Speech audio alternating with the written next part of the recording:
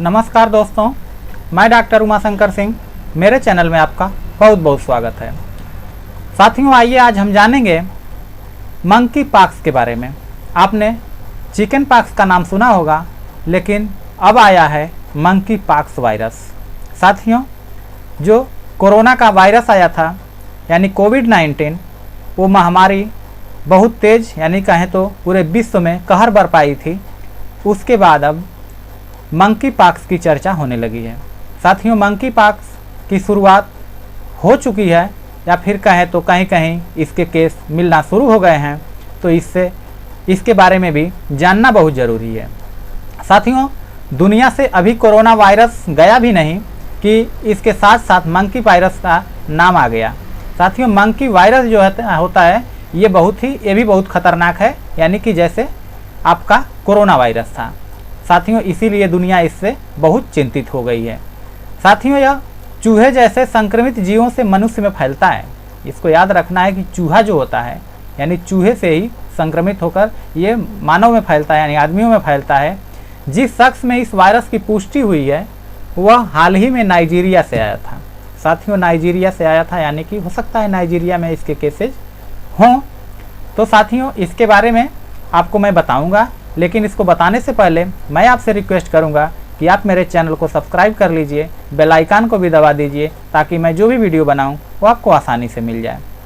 तो साथियों, जो मंकी पॉक्स वायरस है ये भी बहुत खतरनाक है। साथियों, ये जो है कि चेचक फैमिली से मिलता जुलता है, यानी कि जो चेचक होती है स्किन चमड़ी पे छोटे छोटे दाने टाइप ग्रेन्यूल्स टाइप हो जाते हैं, उससे संबंधित ये भी है, उसी तरह के होते हैं। साथियों, लेकिन यह मामूली है, यानी कि अभी बहुत कम ऐसा केस मिल रहा है। ऐसा माना जा रहा है कि यह सांस, शरीर के तरल पदार्थ के संपर्क में आने या किसी संक्रमित जानवर के संपर्क में आने से फैल सकता है। यानी किसी के साथ आप रह रहे हैं, जिसको हुआ है उसके साथ रह रहे हैं, वो सांस ले रहा है, एयर में हवा अपनी कहें तो ब्रीदिंग यानी सांस ले रहा है तो छोड़ रहा है, उससे जैसे सर्दी जुकाम होता है उसी तरह का ये भी फैलता है। जैसे सर्दी जुकाम के साथ अगर किसी को हुआ है उसके साथ रहें तो सर्दी जुकाम होने की संभावना बढ़ जाती है, उसी तरह की ये भी है, यानी मंकी पॉक्स वायरस भी है। और उसके संपर्क में आने से भी, यानी उसके साथ अगर आप रह रहे हैं तो भी ये फैलने की संभावना प्रबल हो जाती है। और उसके कांटेक्ट में रहेंगे, बिल्कुल उसके साथ खाएं पिएंगे, उसके साथ सोएंगे, कपड़ा एक में धुलेंगे तो बहुत ज़्यादा संभावनाएं हो जाती है। साथियों, कैसे फैलता है ये भी जान लें। मेन रूप से जो ये जानवरों में पाया जाता है और यह बंदरों द्वारा किसी को काटने या खरोचने पर यह संक्रमण लोगों तक फैल सकता है। जो बंदर होते हैं वो काटे या फिर खरोचे तो फिर उसके साथ फैल सकता है। इसके साथ ही ये वायरस संक्रमित जानवर या पशु उत्पाद जैसे दूध हो गया, दही हो गई, इस तरह से भी फैल सकता है। साथियों, ये वायरस जानवरों से मनुष्य में तथा एक व्यक्ति से दूसरे व्यक्ति में फैलता है, इसको आप ध्यान देना होगा। साथियों, कहते हैं कि मंकी पॉक्स का पहला केस पाया गया था अमेरिका के टेक्सास में, यानी कि जो टेक्सास में पाया गया था वो नाइजीरिया से आया था, उसके जांच होने में पुष्टि हुई। साथियों, अब इसके लक्षण के बारे में जान लेते हैं कि मंकी पॉक्स का जो है लक्षण क्या होता है। साथियों, जो मंकी पॉक्स का लक्षण होता है वो जो है कि कुछ इस तरह से है।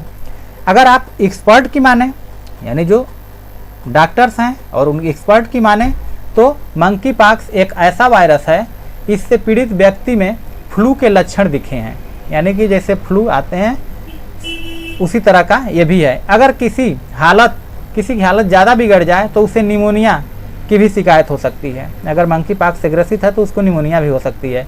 पूरे शरीर और चेहरे पर दाने आने लगते हैं, यानी शरीर और चेहरे पे छोटे छोटे दाने और उसमें बुलबुले से जैसे पानी भरा हो, इस तरह के दिखने लगते हैं।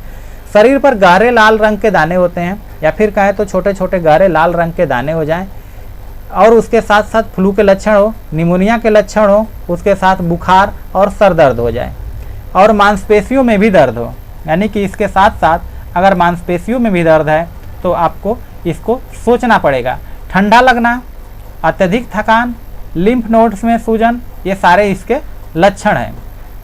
अब चलते हैं इसके उपचार की तरफ। साथियों, अभी तक तो इसका उपचार संभव नहीं हो सकता है, लेकिन अभी इस बीमारी के लिए कोई विशेष इलाज नहीं है। इसके अलावा इस बीमारी में किसी विशेष उपचार की आवश्यकता भी नहीं है। अधिकांश संक्रमण 2 से 4 सप्ताह तक चलता है और अपने आप ठीक भी हो जाता है। जैसे सर्दी जुकाम होता है उसी तरह का ये भी हो रहा है और ठीक हो जा रहा है। उसी तरह से साथियों फैल रहा था आपका कोविड-19 भी, वो भी बहुत तेज़ी से इस तरह से फैल रहा है।